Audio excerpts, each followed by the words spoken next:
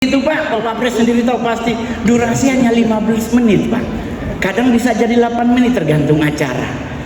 Nggak dipotong. Kalau main film Pak, saya putra daerah dari Sulawesi Utara yang paling banyak main film. Ada orang Manado di sini, coba angkat tangan. Asik ada. Saya orang Sulut paling banyak main film. Saya sudah membintangi 41 layar lebar.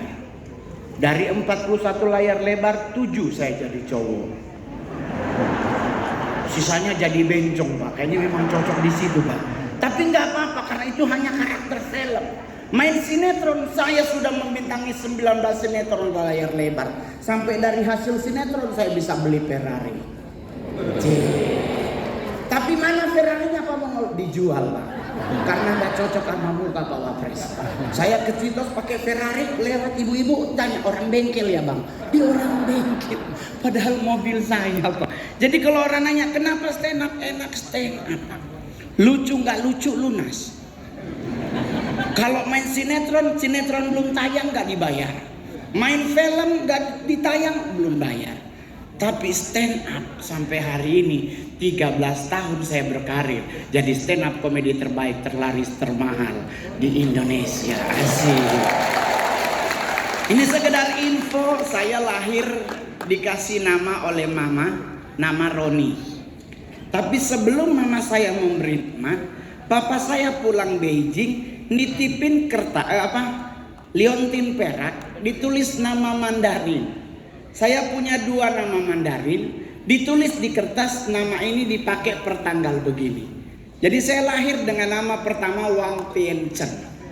Artinya raja yang hidupnya tambah lurus. Meleset Pak ternyata. Agak bengkok dikit. Usia 26 saya ganti nama jadi Wang Sisiu. Artinya seorang raja besar gagah perkasa. Meleset Pak karena banyak kan jadi bencong. Ternyata kurang cocok namanya. Jadi akhirnya saya nak ganti nama jadi Roni Immanuel. Artinya Roni keras kepala, Immanuel Tuhan besertaku. Artinya seorang yang keras kepala tetapi disertai Tuhan. Asik. Tadi Pak Wapres ngomong tentang kita harus menjaga nilai toleransi. Saya setuju 100% Pak. Bahkan di mana-mana saya juga minta tolong kepada pemerintah. Ayo pemerintah, kembalikan lagi pelajaran pendidikan moral Pancasila. Karena biar bagaimanapun saat ini generasi kita kehilangan moral dalam hidup. Dulu saya kalau ada tamu oma cuman dengan batuk kita minggat dari ruang tamu. Sekarang kita batuk, anak nanya, sakit ya Pi?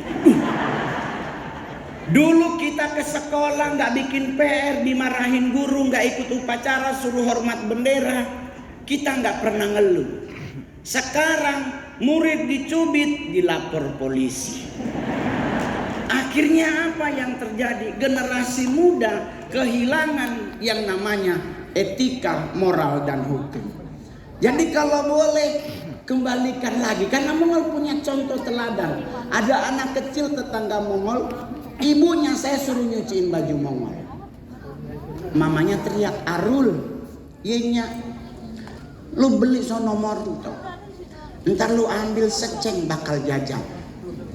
Anaknya teriak, mendingnya aja yang pergi, ntar gua kasih goceng. Kehilangan didikan moralnya kan. Tapi kalau mau dilihat-lihat, yang mungkin karena faktor pembelajaran. Karena sudah ada sudah hilang pendidikan tersebut. Apalagi negara kita makin kesini egosentrisnya makin tinggi. Kita sekarang udah nggak ada takut-takutnya Pak. Dulu kita maghrib semua ke kamar, semua pulang rumah. Sekarang ditantang setannya Pak.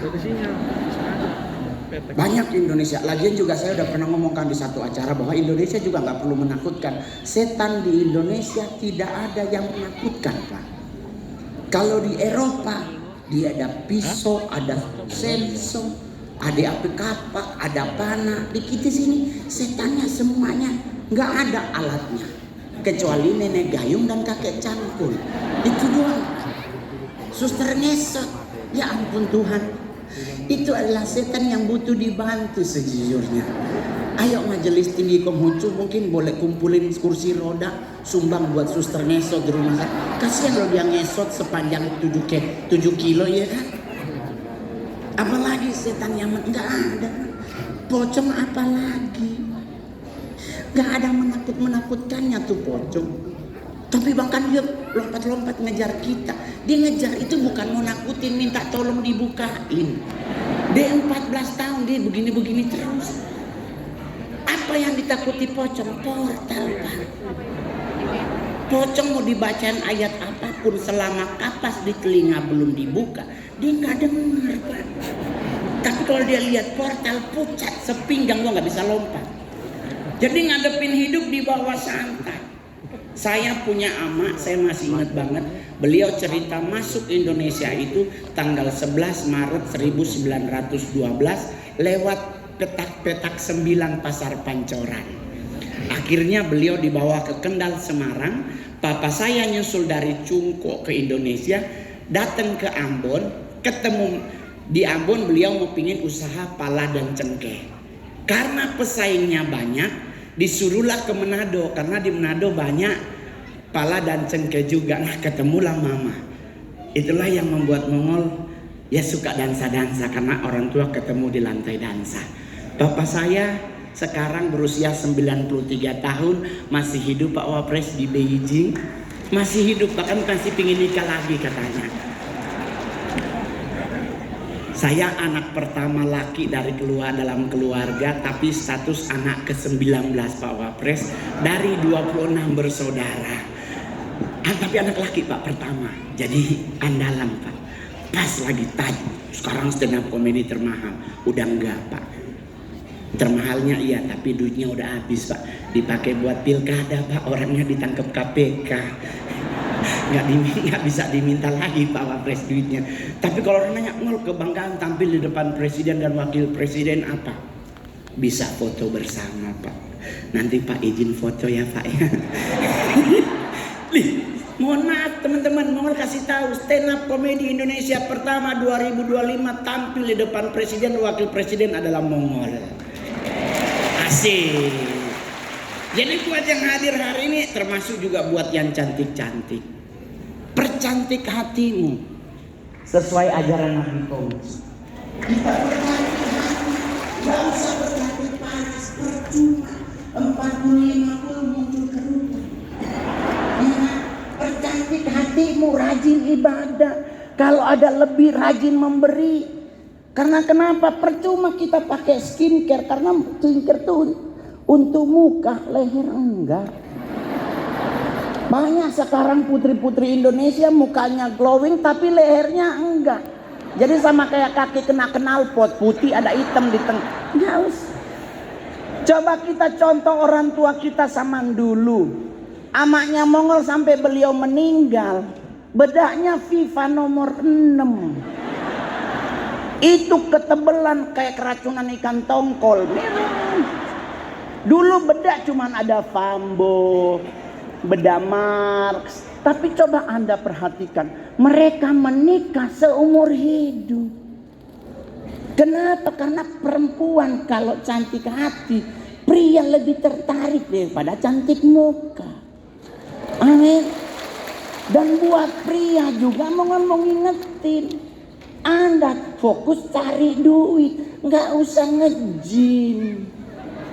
Sekarang tiap sore laki nge-gym, mau ngapain? Mau six pack? Nggak usah 100 cowok di tempat nge-gym six pack, 80-nya ngondek Pak. Nggak usah. Mau hidup sehat, pola pikir yang harus kita sehatin. Makan minum gak usah terlalu khawatir, selama itu tidak melanggar etika, moral dan hukum, hantem. Saya beragama Kristen, disuruh makan babi, ditegur dokter, katanya babi mengandung cacing kremi yang dimasak pada 1000 derajat Fahrenheit.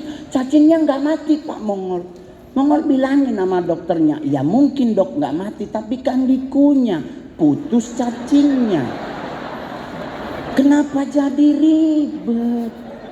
Kalau kita nggak boleh makan ya jangan lakukan. Tetapi kalau seandainya kita ingin hidup sehat, yang kita lakukan adalah polanya yang kita perbaharui. Tapi mau makan apa aja selama akidahnya benar, gas. Ya dong. Lah orang tua Mongol, amak Mongol dari Cungkuak nggak mungkin makan 4 sehat 5 sempurna. Orang di kapal. Di kapal makannya katanya sayur asin. Tapi 106 meninggal. 42 dokter udah duluan meninggal dari Oma Mongol. Jadi anak Mongol bilang kenapa dia meninggalnya lama.